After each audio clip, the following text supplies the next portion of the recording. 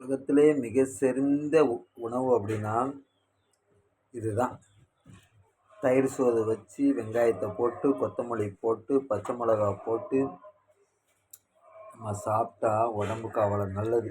ஆனால் அந்த உலகத்தில் இப்போ பீஸா பர்கர் சிக்கன் ரைஸ்ன்னு சொல்லிட்டு தந்தூரி உடம்பு வம்பா போகிறதுக்கு பல ஃபுட்டை கொண்டு வந்துட்டாங்க.